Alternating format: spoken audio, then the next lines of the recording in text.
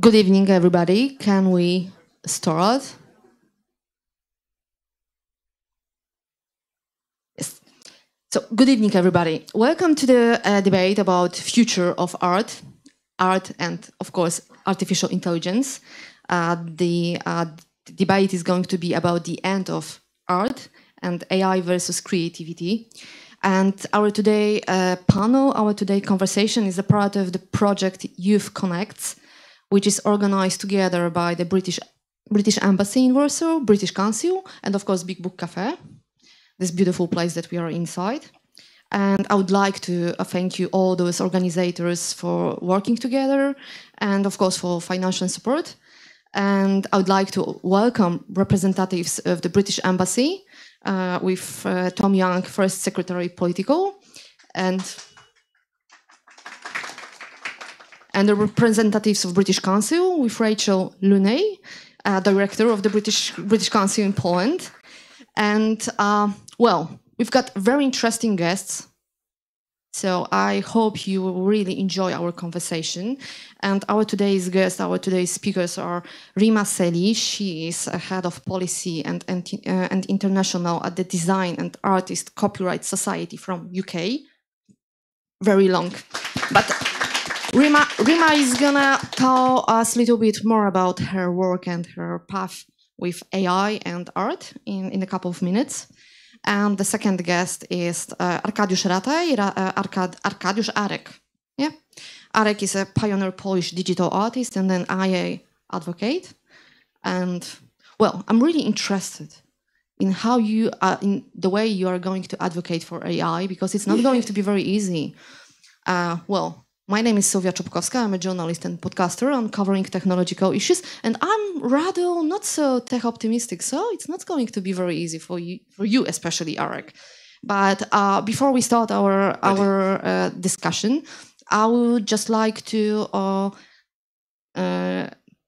say a little bit about how it's going to look up today. So our discussion is going to take about an hour and a half. Of course, there is going to be a time for questions from you, from our audience, both in here in Big Book and the audience that are watching us during the streaming. So please bring up some questions. They can be asked also in Polish if you don't feel very comfortable in English. It's not a problem. And after the panel, after the conversation, there is going to be a small chance to have conversations with our guests downstairs by the wine and some music. So please stay with us after the panel. So after all those first words, let us start about AI, artificial intelligence. Before I will ask you the first question, please just tell us a little bit about your work. Maybe Rima, please start. Thank you very much, and thanks everyone for having me today. It's been an absolute pleasure to come over from the UK and join all of you. And if anyone finds that I'm speaking a little bit too quickly or I'm unclear in any way, please do raise your hand and let me know. But just to tell you a little bit about myself and my experience in AI and artistic works. I think we're having a little bit of feedback here. Okay. So I work at the Design and Artist Copyright Society, which is a UK organisation that represents visual artists. We look after artists' copyright and help them monetize themselves through their copyright in their work.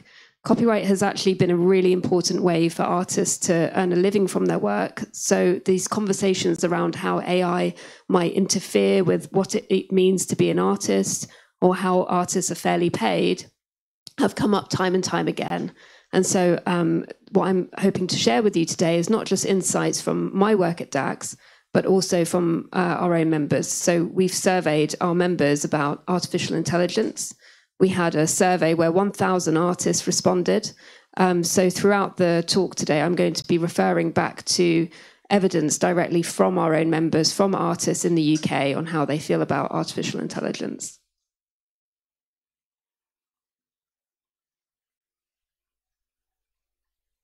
Okay. Thank you for having me. It's a great pleasure to be here tonight. As Sylvia said, I'm an artist. My main working field is the traditional art, but also the digital art. My main creative tool is the algorithm, and I think we are going to talk about it more later, with the great emphasis on the artificial intelligence, which is the kind of very complex algorithms that learns themselves. So thanks. Okay, so AI, artificial intelligence, LLMs, large language models, algorithms, hallucinations. There are so many those buzzwords that we are right now talking about all the time, but I'm not sure that people really understand how does it work, and especially with connection with art. So Arek, how do you create your pieces right now? What does it mean connecting art and artificial intelligence? Is it like AI is doing this for you because you are, I don't know, have no ideas of your own? Sometimes maybe, not This is a rather hard question, but because it depends on the need of the person who uses this artificial intelligence or who plan to use it. It's a tool. It's one of the tools for example, creating art. It's just like that. It's just another tool. And as for me, it's the popular chatbots. I use it mainly in early stages of the project, to, for example, brainstorming or to verify the basic concepts.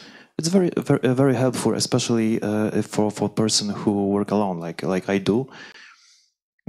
So it helps to speed up work, this conceptual stage, and it helps to stay focused on the creative flow. But is it something like experiment for you, like the way of combining changing word because of the technologies and the art, or is it rather the part of you to telling the stories through the art about technology and our society? As I said, I use the algorithms in my artworks, so artificial intelligence, that's being a type of the advanced algorithms, was just simply fits my interest. It's just like that. So I start with experiments. So I will show you some of these experiments. For a moment, please. Yeah, another strange word, deep learning. Yep. Excuse me, I would. Okay. These are my early AI experiments. When did you start these experiments? Excuse me. When? It was about 2 years ago. Just so before the ChatGPT started and everybody started. No. It was. I was interested by these algorithms. I heard a lot about them, and so I decided to try. Just try it out. Okay. So experiment, just as you said. Right. So first, I started to experiment with creating reproductions of my old paintings. These are my old paintings made by ink. So I made it with a pre-made model. Here it's Mid-Journey. So another attempt, my attempt to use this model was to create a reproduction of the paintings by Aleksander Gierymski. And this is... it is one of the most famous Polish painters, and the painting is very visible everywhere. I mean, everybody knew this painting. Yes, exactly, and that is why I decided to recreate it by using an AI, only an AI. The main idea here was to use the tool called the prompts, writing prompts. So the rather simple description of what I am going to achieve. So I experiment a lot with variety of different prompts, and this is what I get. This is the best result I get, and I made it because to show. I think it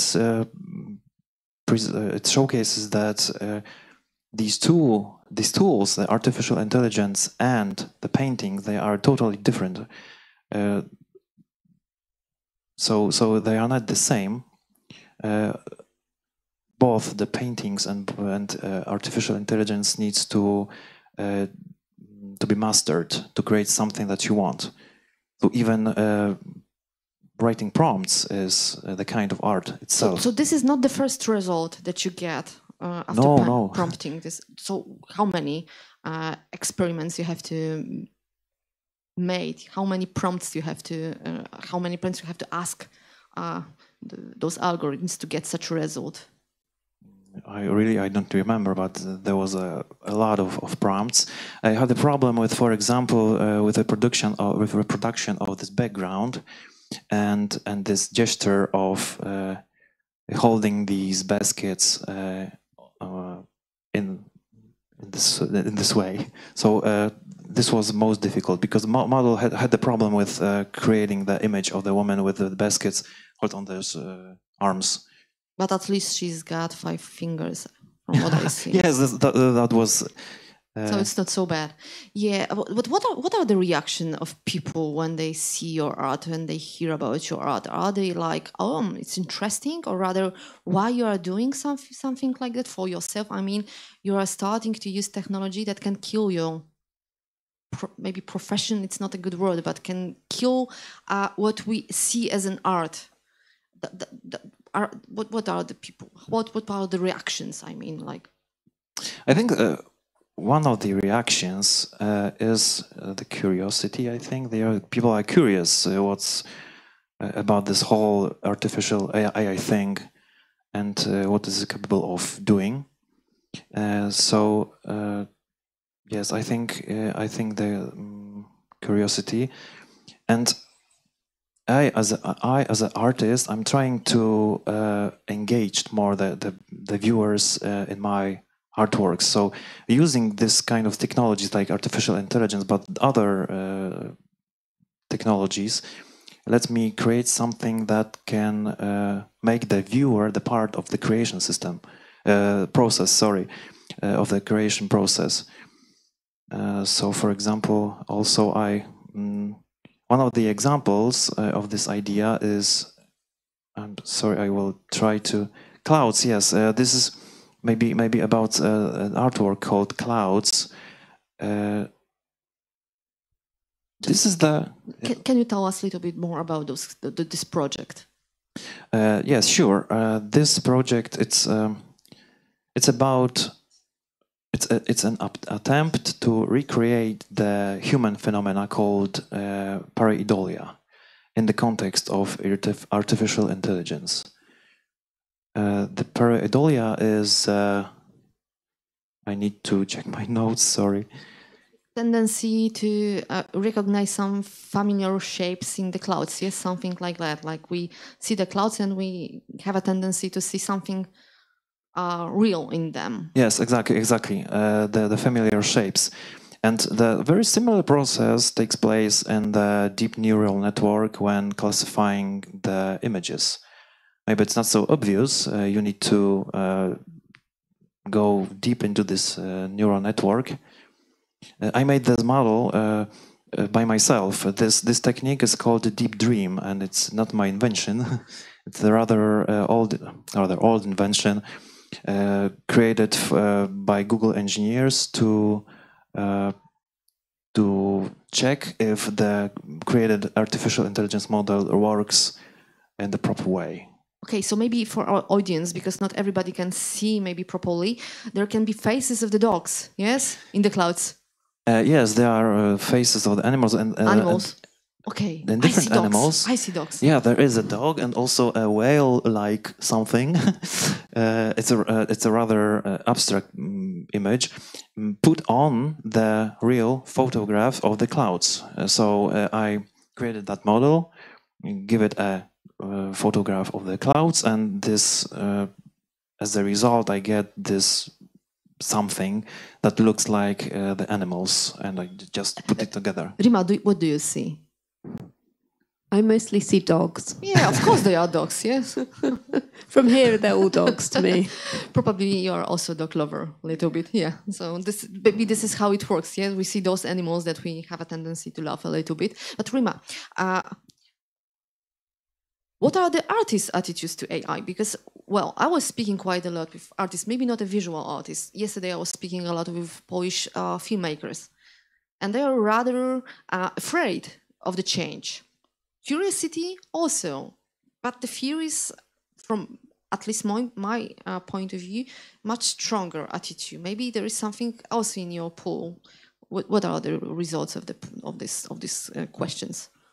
So our survey that we did of 1,000 artists was so telling. It really showed a huge amount of fear and concern from visual artists. But one thing that I found really interesting is that the majority of the people who'd responded to our survey, asking their views on artificial intelligence and how it impacts their practice, had already been practicing for 10 years. So it would be a very interesting question, and perhaps a different question, if the only people who were responding to our survey were students, where in a lot of art schools, for example, artificial intelligence is considered more of a tool in the way that you might use Photoshop or you might use digital tools as part of your artistic practice. But certainly we had a lot of people really concerned also on a philosophical level about what it means to be an artist. So a really, really great quote that I'd like to just read a few quotes from our survey. We had about 350 comments from 1,000 people. So a third of the people really cared enough to give their thoughts on AI. And someone said, what role does an image maker play in a world of infinite images? And I thought that was a great question, because it really talks to the fact that with generative AI, you've got a huge amount of output at a fantastically phenomenal speed that artists themselves working on a day-to-day basis probably can't keep up with. Yeah, I think this is really a very important issue. I mean, art was always something that we are living in the lack of. And right now with generative AI, it can be like any number that we can imagine, especially that the change is very fast. For example, a couple of days ago, Sora, the new algorithm and a new model from OpenAI, this video model, and it's also, of course, right now it's not open for everybody, but it's only the matter of time. So once again, when you were doing the survey with artists, fear, but also the way of understanding of what is changing and what is going to be an impact on them, I understand. Yep. Yeah, definitely. I think it's also worth saying that although there was some concern and fear that came through from artists, a lot of it was about how can we make AI work with us? So there was a lot of optimism from people. So we also had people saying it can create extraordinary things. And I think what we've seen already so far are things that maybe are a little bit beyond our own imagination. And people talking about it as a very useful tool. But really it was about, let's look at the ethical implications and the lack of regulation around AI and try and imagine a world where AI and art can actually work together. Yeah, we're going to talk a little bit today about regulations and these copyright issues. But before those issues, I think this ethical one are also very important. Do you have any concerns about ethical level of using AI in art and preparing art in such a way? Aren't you afraid that your art is also going to be used in future as a part of someone else's model? And come on, is it going to be an art or just a tool to prepare something commercial? Yes, I do afraid, but mostly I use my own models. So I don't use these commercial models a lot, but I use the popular chatbot. And I'm not afraid of any threats. Of course, when using this kind of tools, we always need to remember that every data we send to these models and everything we get from them, from these models, will be probably used in the future iterations or future versions of this model. So this can be a problem, and I think in some way, not the artificial intelligence itself, but every artist is inspired by different artists. Maybe not in the such strict way like AI is doing it by taking strict colors, the palettes, and so on. But maybe if we could think about it like a kind of inspiration, because we can create a lot of things, not everything, and maybe it's not so bad to be. I met the people who would be glad if the AI model would create something by using their styles. So it's just, I think it also depends on the needs. This is interesting. I mean, using your style as a matter of being influential. Yes, influential also on the world of technology and our very broad sense of what is art, what is creativity. Yes, in such a way. Right. In this collective mind, so to speak, you start to be a part of it. More or less, right now we see some kind of polarization between people who see how AI is changing our world, and we can see lots of tech enthusiasts, but also lots of tech doomers. And artists are rather doomers or enthusiasts? Well, I don't think they're all just part of one group. I don't think they always necessarily speak with one voice. And what really showed in the survey that we did was a real difference between types of artistic practice. So, for example, a lot of photographers who might work as a photographer, for example, a documentary photographer or a news reporting photographer, the key thing that they are doing as part of their job is trying to capture reality as best as possible, in the best possible way. Yeah, but that's the photography, but AI, it's not capturing the reality. Yeah, so for a photographer, AI generated photographs have a very, very different impact on their role. And one photographer had said in this survey that AI generated photography is undermining the professional reputation, and it's destroying the public trust in what they do. But I think it's really important to ask also a question, is it a photography? Because lots of photographers right now are trying to persuade people not to call those images photographies, because they aren't true. Yep, they are just illustrations. So this is also interesting part. I mean, how we call what is created by AI. Is it an art? Well, these are photographers who are thinking about it in terms of the deep fake issue.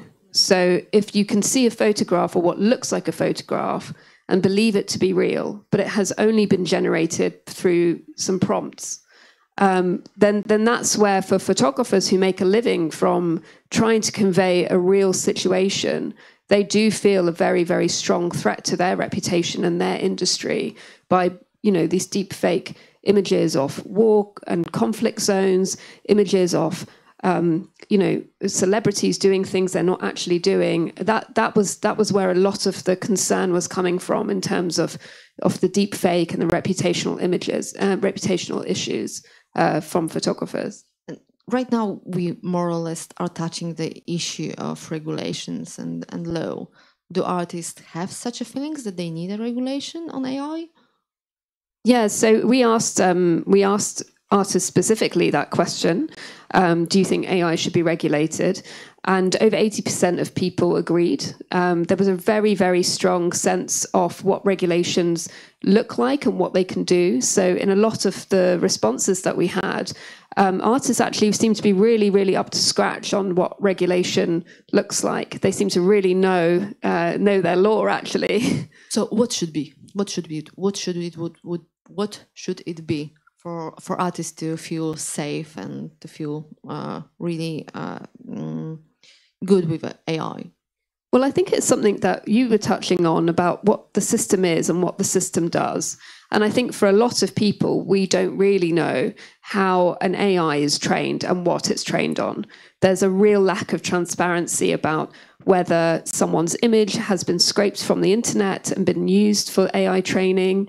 Maybe even personal data might be used for AI training. We just don't know.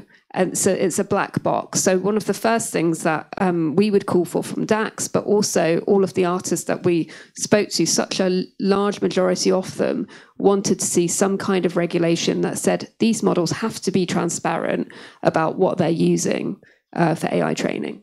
So transparency, but who's going to look up for this transparency? I mean, will artists gonna have enough knowledge to understand this, or there may be should be some special some offices, some central decisions made upon those regulations, because we do have such works right now in Europe. In European Union, there is an AI Act. In UK, there is also started to be some working on regulations of AI. In United States, there is an executive order from President Biden.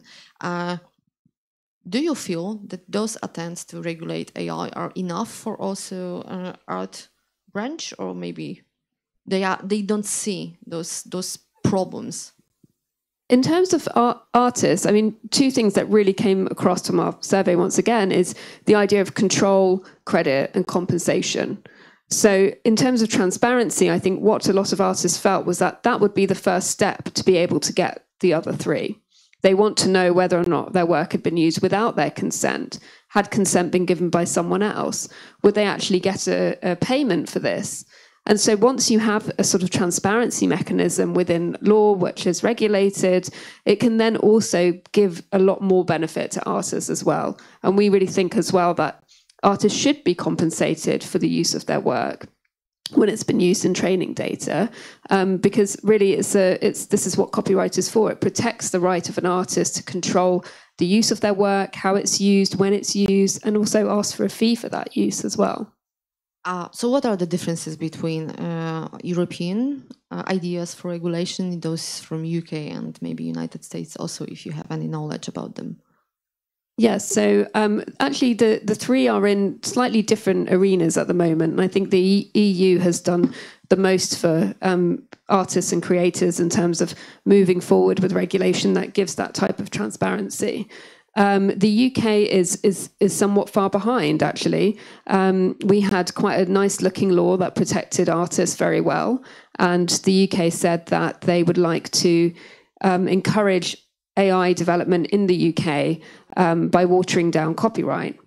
And I think for a lot of people, it felt that there was no real evidence that that was needed, that actually a fair system is one where AI developers and AI training models are paying and are actually, applying the law properly, as they should, as any industry should. So a lot of pressure was put on the UK government by creative industries to push back on a weakening of copyright law, which was actually successful in the end. So at the moment, the UK is still watching and waiting to see what happens in the rest of the world before making any decisions, so it seems.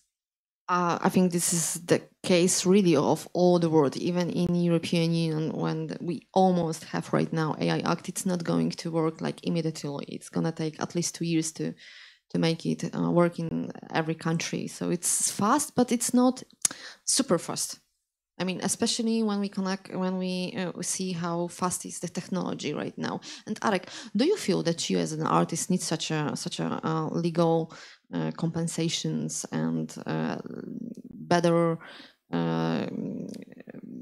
help from the copyright law?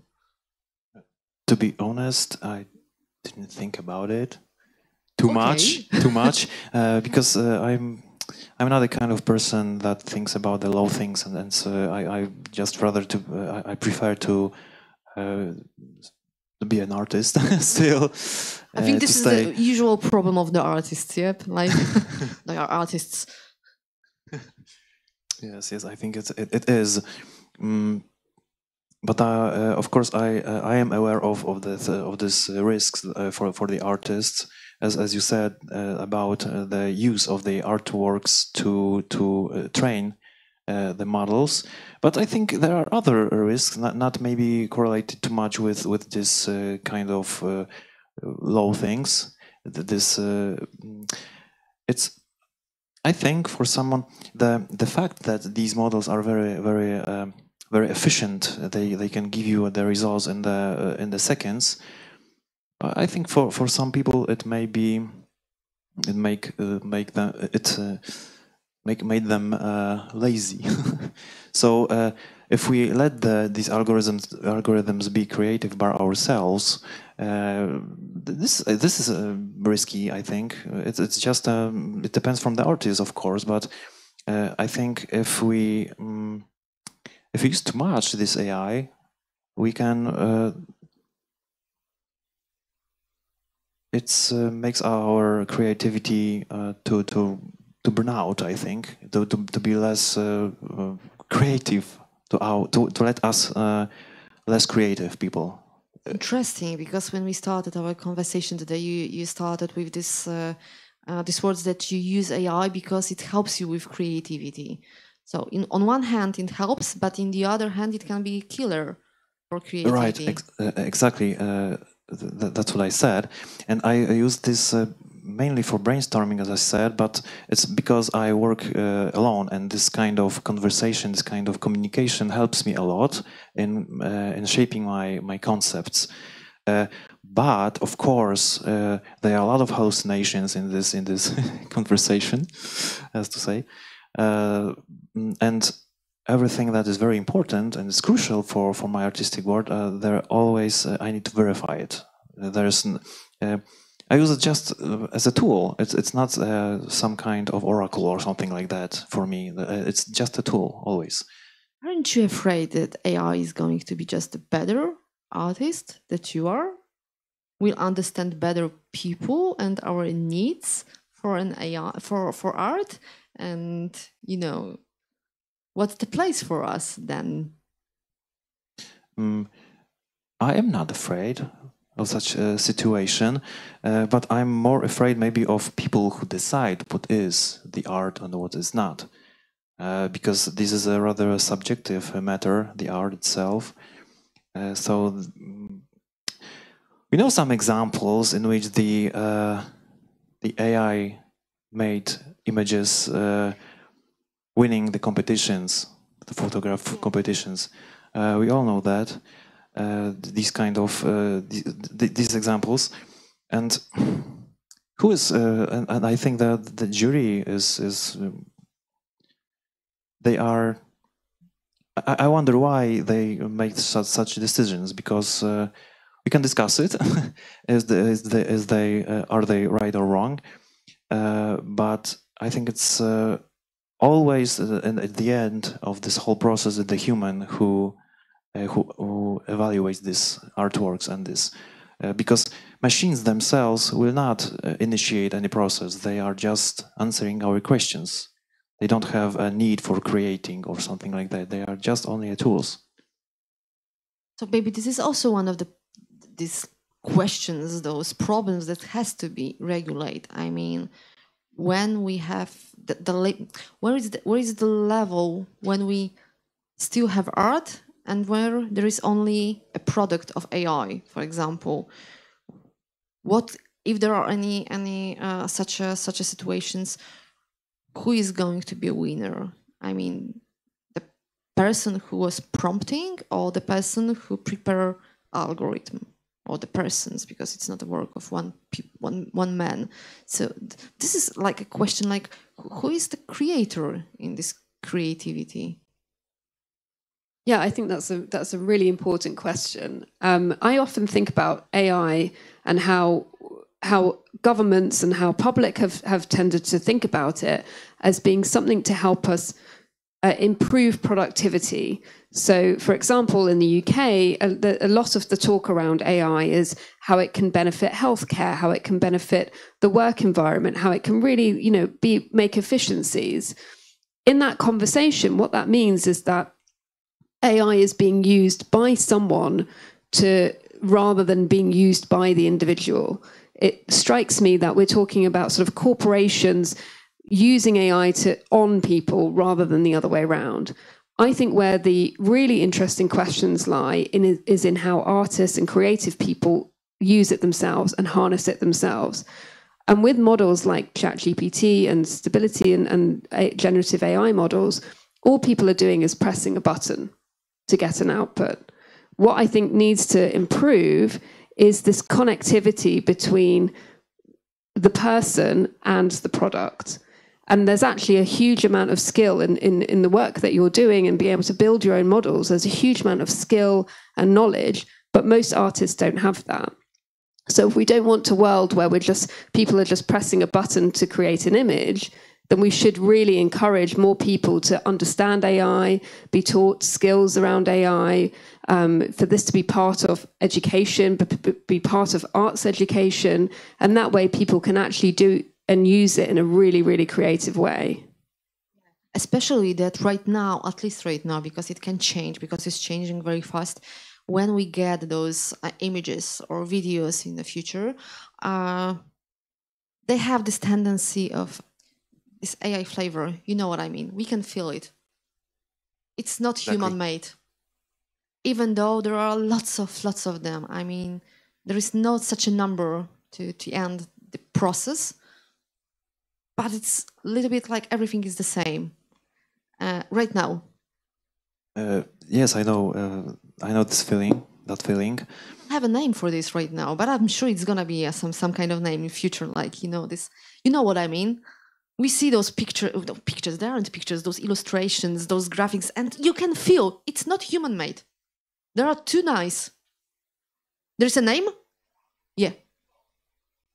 Uncanny Valley, yeah, but Uncanny Valley, it means when you have a contact with a robot also, and you just are humanoid.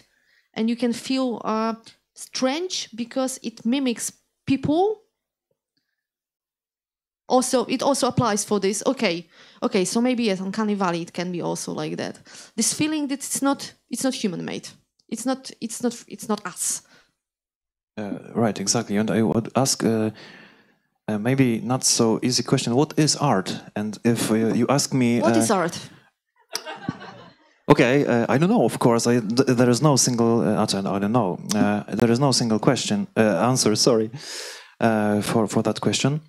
But if we're talking about the art that is being made by the AI and algorithms, these are the artifacts of art in this sense that they are the images, just an images that looks like photographs, for example. But art is not just an image, just an artifact. It's an artist. It's himself or herself.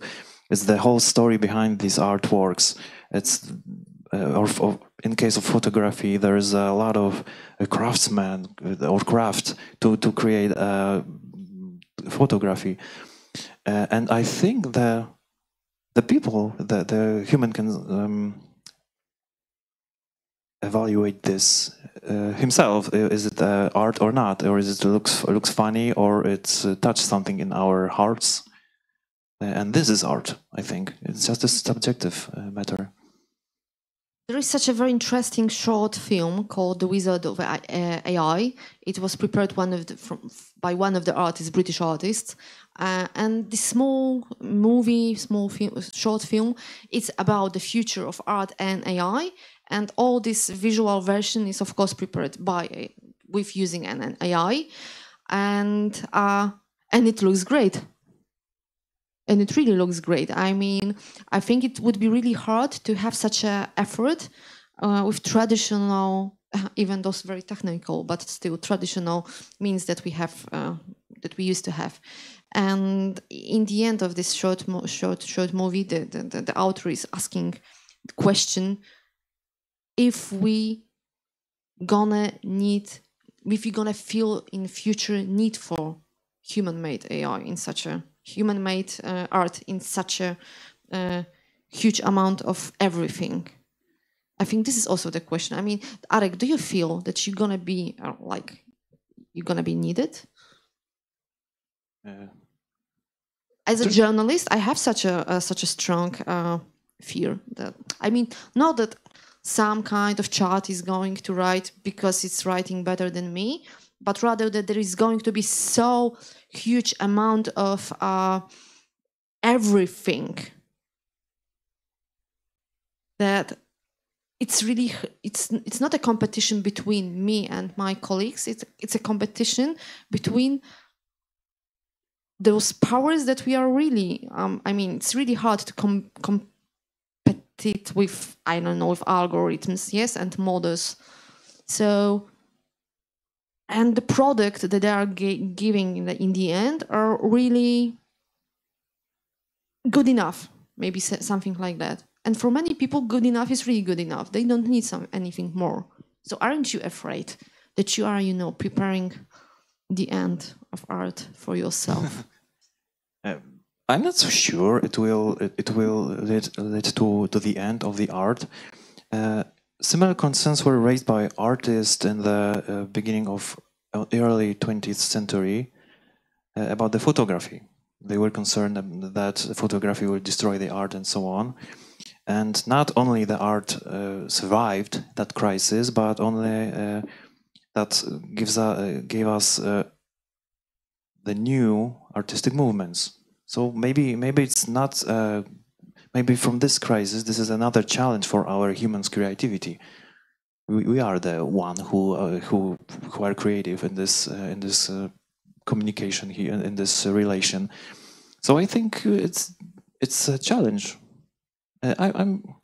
Maybe I will be needed, and maybe not. I'm doing what I'm doing. So maybe from the other point of view, Rima, because you are not an artist, I'm not an artist. We are just normal human beings. We are just the consumers of art. Do you feel that the art connected with AI can give you something special? It's very hard to say whether or not art connected with AI could give me something special. Because art can give you something special. Art does give me, yeah, very much so. Yeah. But not all art gives me something special. And so I think when we talk about who a visual artist is, or a creator, or a writer, or a song maker, for example, there are so many people who work in an industry where their work isn't the books that you buy on bookshelves, but it might be something like advertising copy. It could be music for an advert. It could be images that you find in magazines, for example. And I remember about a year ago, a British magazine decided to launch its first ever AI cover. I think it was maybe Cosmopolitan magazine or something like that. So the cover was not taken by a photographer. It was made through using generative AI. And the survey that we did highlighted, really, it's those people who make this kind of work that you see every single day. They're commissioned to take photographs for newspapers and magazines. They are illustrating books, for example. It's these people whose work's most likely to be affected. It's not necessarily what we would think of as high art that you go and see in a gallery that is showing the truest form of human expression, but it's something that can be replicated so very easily. And it's these very people who have said, for example, one person said, I have already seen that the company I work for has brought in AI technicians to replicate the style of the illustrations I do for the company. And I know AI will take my job in 2 to 3 years' time. So that it's really people who work in this industry in doing the everyday things that we take for granted as being creative, where the most likely harm will be to people's careers. Yes, I may say I see those fears, I hear those fears. They are also the part of my job, my branch, which of course, journalist is something different than being an artist, but still this is this creativity level of thinking about yourself. And but you know, I've also heard that, you know, for example, in journalists, that our job is going to be destroyed by the social media. It wasn't. Of course, there are many problems, but it wasn't destroyed.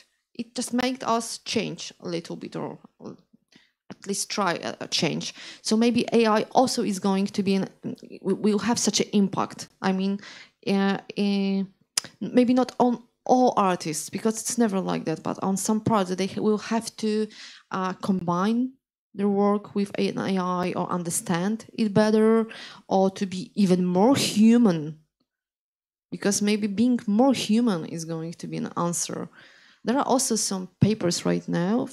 I think Guardian is one of those papers who decided that they won't use any AI algorithms to prepare the articles because they just want to give us the human touch. It won't be as maybe always as perfect, but it's gonna be human.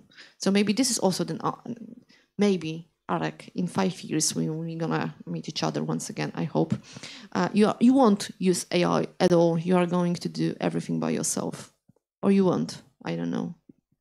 I think there is the border for this what AI can do, and if you use these algorithms again and again, you notice that these outputs, these images, starts to be very similar to each other. So if I, for example, if someone wants to create something unique, something in their style, and then AI is not the best tool to use to create unique things. Maybe this tool is okay for creating a lot of outputs, but not an artistic images or paintings. And I think I will be bored with this AI, because there are there's a lot other things that are more interesting for me than AI algorithms. I showed you some of my experiments, and another model. I could create another model because, for example, one of my experiments with AI was also include creating my own model that is trained to create images based on the mix of flavors. So this is a kind of experiment. Here also I tried to recreate the phenomena called synesthesia. So as you can see, I'm trying to find a connection between what's human and what's artificial. Synesthesia is this when we can, for example, I don't know, have we can feel the colors, or have some connections between what we hear and the sound and the smell and something like that. It's combining, yes, something like that. For example, when I listen to Prince, I always have feelings of purple. Always, it's gonna be like, no matter what song, it's always going to me. For me, I just hear purple. Exactly. I'm looking for this definition in my notes, but that's exactly what you said. It's. This is really interesting, and these are the results. What you show us. It's so I'm also waiting for AI or whatever, preparing also some smells. This could be really something. Yeah. Yes, it's so I found this. Synesthesia is an experiencing one sense through another, such as seeing the flavor. And if anyone would like to try it, I created a website that you can check right now, or if you have spare time, you can create your own images. But you will need some. To be patient, because I host this website by my own, so it. Yes, you are not an open AI. Still. Yes, I am open, but. I understand. Not this power of financial support. Yes, exactly. Really fast servers.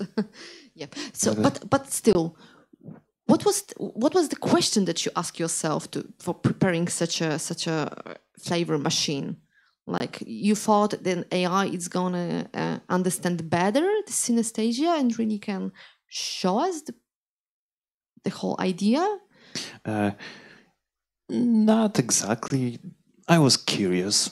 You were curious. I didn't know what I will get. To be honest, I just started to working on that algorithm, and it was a surprise. This kind of images was a surprise for me, And I think it's this surprise I get by looking at these images is one of the is something that can be called creative. So, for example, I'm quoting here the person about called Margaret Borden. I don't know if you know this person. Margaret Borden is a cognitive psychologist, which focus on the field of AI and creativity. And here I have one quote, very inspiring. It's very inspiring for me. No, not that. Sorry. That's the quote. So creativity is the ability to come up with ideas or artifices that are new, surprising, and valuable. Okay. Do you feel also like that this is the creativity? Yes. Yeah. Short answer. Yeah, so I try to be creative and make the AI be creative-like, because I think it's to make something that is surprising and valuable for people who interact with the model and who have the possibility to create their own images, but just by experimenting with the flavors, gives you the feeling of surprise. This was my main inspiration.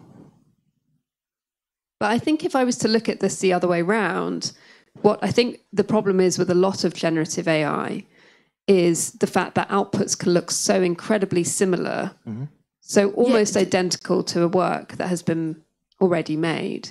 And the only reason why it does is because it's been trained on that very work. It's false creativity. It's not like a real creativity. It's just amount of results that we get, not how creative they are. And I think also that then brings into light, again, the copyright question. Because a lot of AI models that haven't been trained on these copyright protected works wouldn't be able to create something that looks like them. And actually, they might be able to create something a little bit more interesting when you have a prompt, for example, saying, give me something in the style of Picasso. If there were no Picasso works, then it wouldn't regurgitate a Picasso work. So almost in a way, by using all of these sort of known artists, known images, styles, it's actually kind of really limiting what that creativity could be. So it's not like a real creativity. It's like also artificial creativity, you might say, something like mimicking people and just based upon our true transcendent creativity, we may say. It's a lot of for now. Well, a lot of commentary has been around how the generative AI models are encouraging mimicry. So if you go on to some of the generative AI model sites, the interfaces, they encourage the users to come up with something in the style of another artist. So rather than, the way that the model is made, the way it's weighted, is towards creating mimicry, but actually the model could do something very different. So that there is actually the design of the training model of the AI company itself that has encouraged us to think in a very, very limited way, in a very uncreative way. But right now we are talking about generative AI and what if, because it's still what if, general AI, we came one day. Right now we are rather talking about general AI while thinking about the Oppenheimer moment and all those problems connected with security and Skynet or HAL or whatever. And we don't have a tendency to think about this general AI as being really, really, really creative and being really able to gain such a possibility to become an artist. Maybe this is the biggest problem for our future, bigger than those connected with security, because with security right now, like we understand the issue. Yep, we've got regulations. I hope we're gonna have those regulations. And well, who would think about such a threats for art and Gen AI? This is the. I think we would need to look into future to say what right now the generative AI are just as matter of sci-fi movies and so on. We are yes, just of course, far away from this idea, and it's hard to say what will hold the future. But see, there are no such a sci-fi movies about this super intelligence that could become better artists than any human. And maybe this is the worst future that can be for us. Well, there aren't many sci-fi movies about people making a picture of a dog in the style of Picasso. Still, either. no. No, you never know. Yeah, I think it's hard. It's hard to think about, from my perspective, to think about the artificial general intelligence conversation because of how much generative AI has really, it's really got into the veins of the public. You know, there's hardly a time that there isn't a news article where artists or other creatives are concerned about generative AI, where people aren't thinking about the ethical complications, about their data being used, about being unable to get a career because AI will take their role. You know, even in a world where AI is actually moving at quite rapid speed and we're seeing new products almost every 6 months, we're still in a position where ultimately the public are very uncomfortable with it. And the only way to increase public confidence in any new system is through safety and regulation. You know, for example, we wouldn't buy a car which didn't have a seatbelt, not just because it's against the law, but because we would feel unsafe. And so it's very, very difficult to actually think even that far ahead when at the moment we're spending so much time actually trying to design a really good and safe environment just for generative AI. Yes, I totally agree with Rima that if this generative AI will ever be possible, we have time to prepare ourselves to welcome it. For example, I think one of the very crucial parts of this preparation is also, of course, the regulations and law, but also the education and the art itself, because art is a language that can be that people understand, and I use. From my perspective as an artist who use the technology as its creative tool, I use it because I want to make it more understandable for the people. For yourself? Also for myself, of course. I have a lot of fun by by learning these things. So we need to prepare ourselves, and this is the crucial role of art and education, in my opinion. Great. So maybe that's the moment for questions. Are there any questions from audience? Oh yes, they are. Filip, nasza Zosia.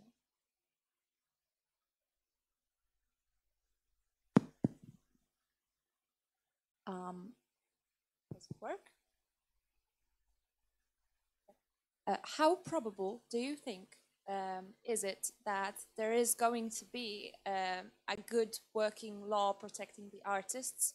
Because now OpenAI states that it will cover all the fees of people sued for using AI-generated stuff in court when they are sued for using the AI-generated stuff that is similar to art created by artists.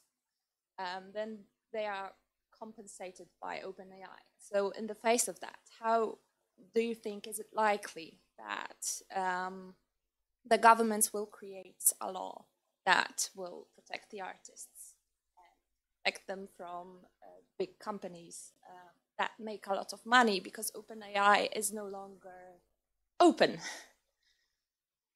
It's non-profit no longer. Yeah, it's no longer non-profit, and it makes money. Has a lot of money too. Do you know the case? Do you know the case with these compensations? Unfortunately not. And Rima, do you know the case? you know. Yeah. To answer the question, from the perspective of the UK, I work a lot with the UK government and tell them the kind of give them the evidence base of what it is for artists and other creators in the creative industries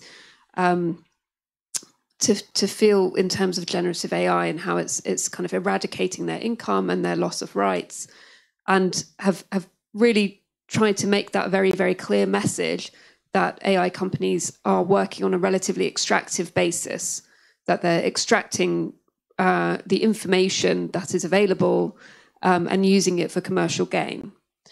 And never before have I felt that government has listened so much to that argument as being one of great concern. In previous kind of generations, when you had sort of the Napster or the pirate music sites, that didn't really get the attention of lawmakers. But this really has, for the first time in my work in this industry, really people are sitting up and listening to what a concerning situation we're in. So in the question of, do you think we will have a sufficient law?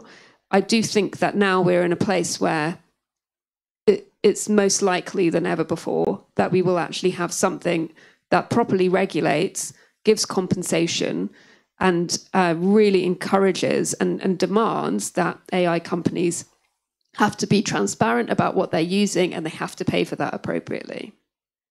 Thank you. But your question is also opening a very important part of the discussion. Well, artists versus, I don't want to always do it versus, but it's really like that, artists and the copyrights versus big companies, not only big tech companies, but also those big companies who are owners of the copyright laws for many creative products. And aren't you afraid that in the future, the biggest one, they are going to be safe? They're gonna have a bunch of lawyers and understanding of the situation and the money to be really prepared for such a problems. And the smaller ones, the artists, they just won't be the real partners in this conversation.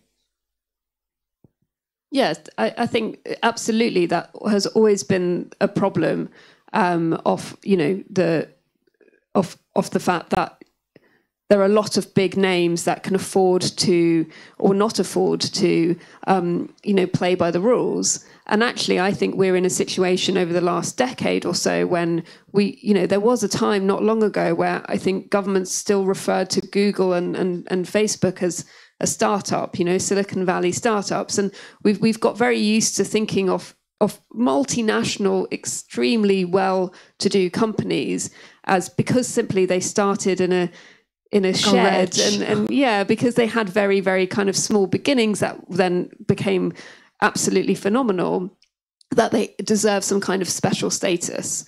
But I think the AI conversation has broken that down a little bit. And we are now saying, no, we can't keep giving special status to something which is based on the extraction of something else. And that is starting to level the playing field a little bit. And what regulation should do is create a better competitive environment rather than just hand over the ability to kind of not play by the rules to big tech giants. I can see such a problem, for example, with such a companies like Disney. For example, Mickey Mouse from this year, from January, but only the oldest version of Mickey Mouse is right now in public domain. And I'm almost sure that the Disney company is going to be able to gain everything they have to make that their products and their figures are going to be safe in the future with AI. But I'm not sure if it's going to be such a effort from even smaller companies from some countries like Poland or wherever, which also have their own ideas and products and the parts of the culture, because they are just smaller. I think what we're really pushing for in the UK is for more to be done on a collective basis. So the voice of smaller artists is only loud once you have really good collective bargaining on their behalf. And that's something that's happened quite recently with music streaming, for example. Spotify was supposed to be the legal version of the Napster, and in the end, it doesn't really pay individual songwriters a lot of money. So the UK has been in a position where it's really re-looking at that and what the law is underpinning that sort of lack of equity to the right people.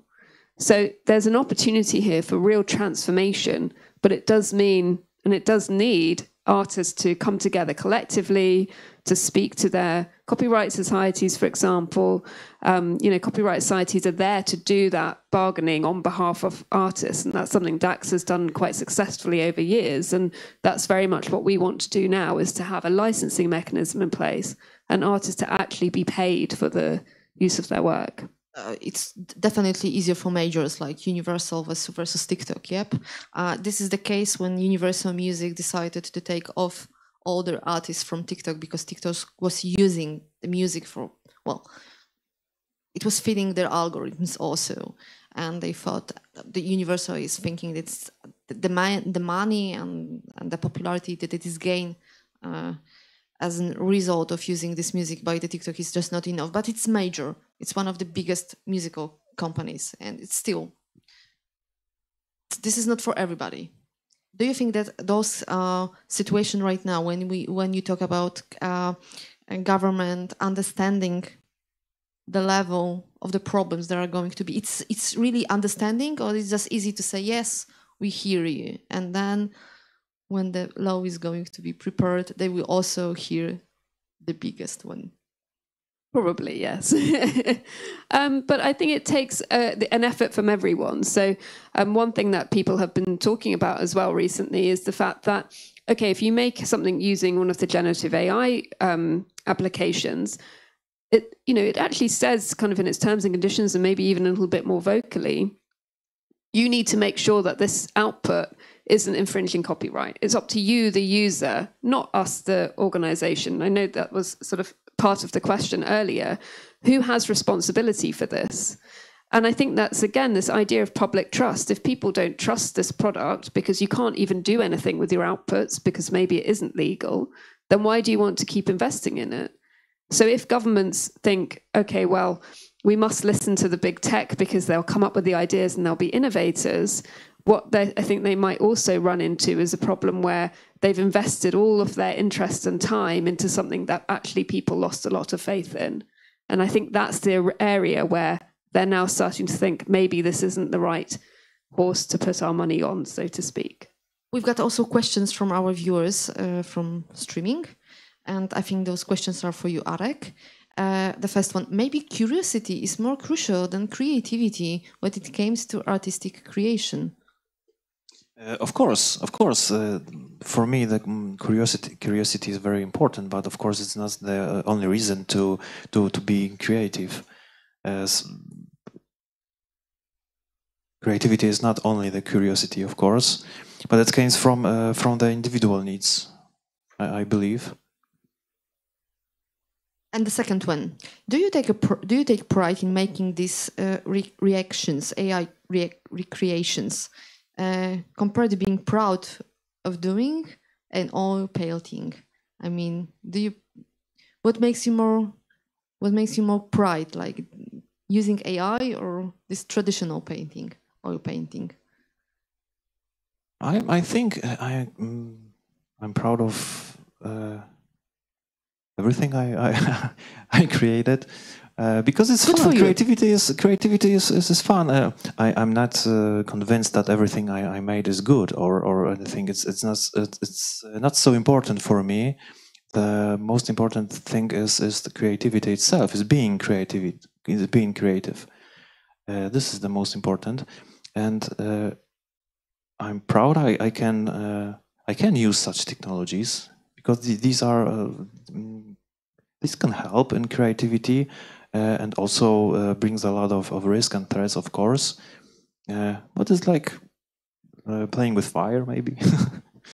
It's. I think it's interesting and inspiring for me as an artist, of course. It's for my opinion, from my side. Okay, thank you. some more questions? Oh yes, there is a question. One question maybe for both guests, because we talk a lot about danger. Could you speak a little bit louder? Okay, sorry. I have a question for maybe for both guests, if I may, because we talk a lot about dangerous threats. We complain about AI, but on the other hand, I would like to ask a question: what would be the biggest asset? What is the most positive of AI in the in the work of artists, in the life of artists? What it brings to art? So maybe I'll start. I think for me the most positive thing is that it makes the creative process very efficient and fast, and it can let me prototype some ideas, some simple concepts, very in very fast pace. So I think that's most valuable for me. Yes, and for example, I think another example I can think of is that for people who are creating collages, or I think it's called photo batching, they don't need to search the internet, the stocks for the images they want, but they can create their own images. They can create exactly what they want. So it also saves time. I'm doing such things. And I love it. I really love it. I mean, I'm not an artist, but I need sometimes to prepare some graphics. And it's really easier to prepare artificial elements for graphics. Then I can just use as a part of future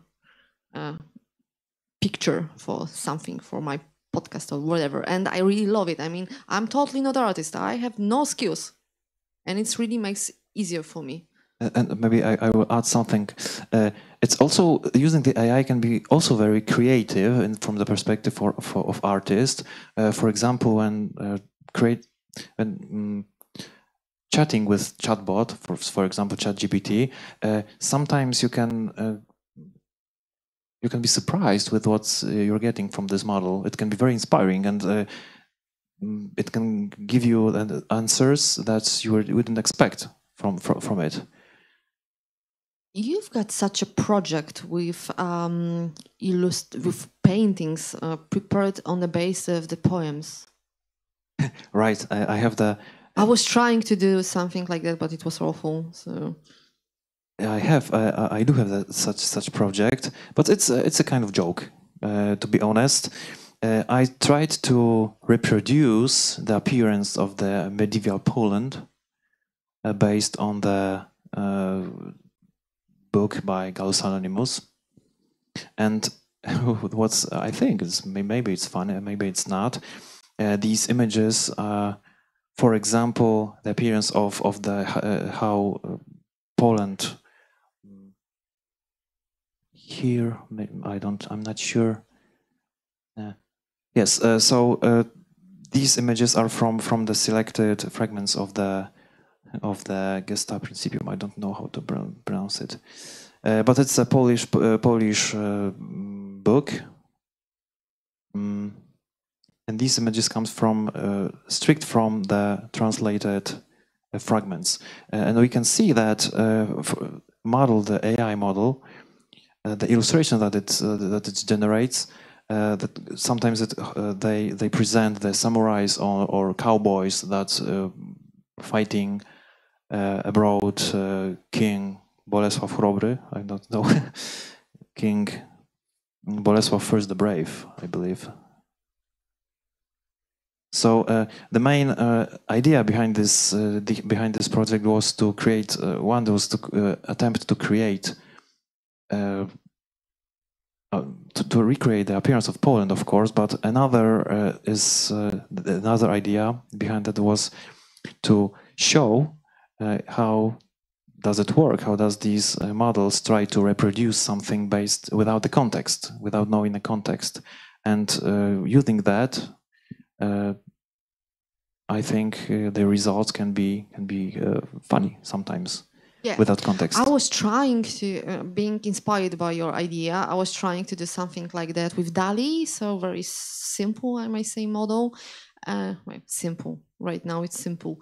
With the poems of Jasnorzewska-Pawlikowska, and it was awful. I mean, but it was funny. As a part of spending some, procrastination. Gorgeous idea for procrastinating, but it was awful. It wasn't art. No, it was awful, but it was funny. So as an idea of really finding the limits of the creativity, it can be something new, I may say. Actually, I think that's a really interesting thing that you said, because when ChatGPT first came out and when DALL-E first came out, people used them, and for the most part said, I didn't really like what it came up with, and people were really disappointed in the result. And actually what I think is really relevant to that is sort of how we think about the early days of the internet. At the very beginning of the internet, you spent ages sort of with your dial-up modem, taking a long time to connect you, and then you go onto a chat room and no one speaks to you, and then you think, is this it? And now the internet is something so different to what we would have imagined it. So in terms of the question about sort of AI and creativity and how that can look, how it can really, really sort of enhance creativity and how it could be a good thing for artists, I think really at the moment we don't know, and we don't know because not enough people feel confident with their testing of it and what they've used it with. So just to kind of go back again to the survey that we did, we asked people, have you had any formal training? Have you had any sort of skills in AI? And 96% of people said they hadn't. So I think that really shows that there's an opportunity, but people really need skills. They need something to help them harness it. And that's when we'll get 5-10 years down the line, maybe something amazing between artists and AI. But at the moment, I think we're still in the sort of dial-up modem chat room, empty chat room right now. So in 5 to 10 years, we can have something really interesting, but we can also have a bunch of problems if there won't be those regulations that we were talking about. There is a time for one more question, maybe two, maybe one at least. Oh, wonderful. I kind of have a comment on the previous question, because I had this thought that AI can help make art more inclusive, because some artists who may have wonderful creative thoughts can be motor skill challenged in a way. So thanks to this tool, they can have those thoughts on the paintings, but they can do the paintings themselves, I think it's interesting point of view, guys. I agree. As I said before, this using the AI, this generative model, as to create some kind of prototype to check if the idea to verify the idea is one. You can use the AI model in that for this prototyping. But with this inclusion there are also questions about this inclusion. Yep, I mean the models are as good as people who prepare those models, and if there are white males from Silicon Valley mainly, there can be questions about this inclusion, like if it's really gonna be full. Yeah, I think there's obviously the bias question is something that's very, very pertinent for a lot of people. But I think the question, touched on something that we don't always think about, which is how maybe the layers of privilege you need to have to be able to practice as an artist. Whether that's a physical, being able-bodied, having access to something, being trained, being skilled. And I think AI has played a role for some people in removing a lot of those privileges to do something creative. That may not be for everyone, but certainly if that is happening, that is a benefit that we can't overlook in the conversation. Okay, so I don't see any more questions, or do I? Oh yes, they are. I'm sorry, because I'm sitting in such a places that I don't see everything.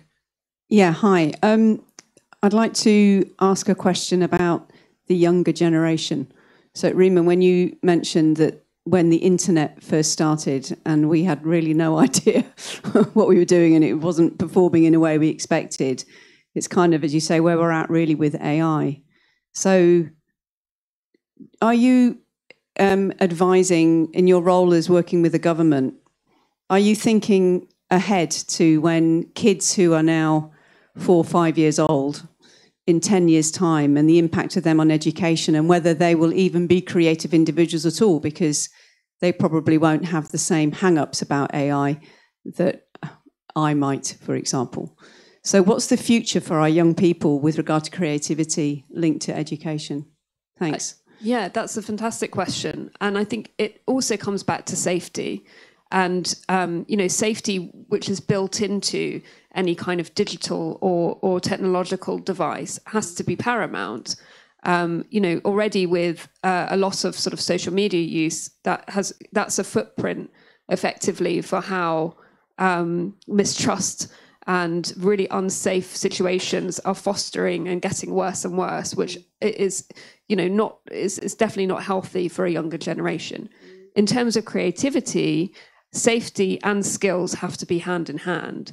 So if AI can be used as a tool and is being used as a tool, it's really important that that's being offered to as many people as possible and that it's part of a kind of creative education as well from the beginning. So that's actually part of what we're speaking to government about, is sort of the lack of skills that our artists are already saying that they have in AI and ensuring that other generations don't feel left behind and aren't left behind. Thank you.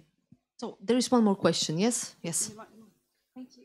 And I think it's going to be the last one. Okay, so the question is, it is kind of obvious how to approach legally artists who create something themselves and they have all the copyrights, but how is the situation for artists who work for large companies? They usually sign an NDA stating that they give their copyrights to the company they're working for. But when they were signing the NDA, usually they didn't even predict that such a time with AI will come. So, for example, is Disney legally can it use all the animations it has to produce another Disney film, basically using the artist's work because it's just theirs, or do artists still have some right to it? I think that position is different in different countries. So what I would say will only really be from the perspective of the UK and the UK law. If you're working for a company in the UK, then your employer automatically owns copyright in your work unless you agree otherwise. So we don't have that system so much of signing the NDA. But in a situation where you are signing something that says you have copyright in my work, you're giving that right out for any use in future. Although I know that in some European countries, in Germany, for example, you can't do that. So there's no such thing as selling your copyright entirely. You can only really grant a sort of long license to someone, to a company, to use your work. That has become a question, quite a big question in many European countries of, I allowed you to do this with my work. Now something has happened which I never would have predicted. So I never gave you a right to do that. In the UK, it's a slightly different situation, so I think it would probably be down to sort of the national law. But it's a really big question of, if we can't predict something happening in the future, how can we ever have allowed that use in the first place? Mm-hmm. Thank you. So I think it was the last question, but we also will have some time for conversation downstairs with our guests. So thank you very much. Thank you, Arek. Thank you, Rima. Thank you Thank very you. much.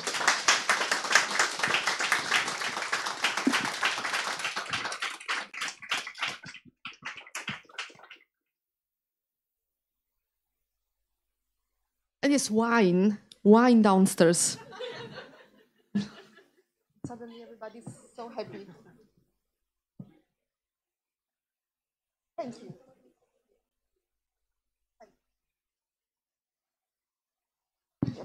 So we are staying for a couple of minutes.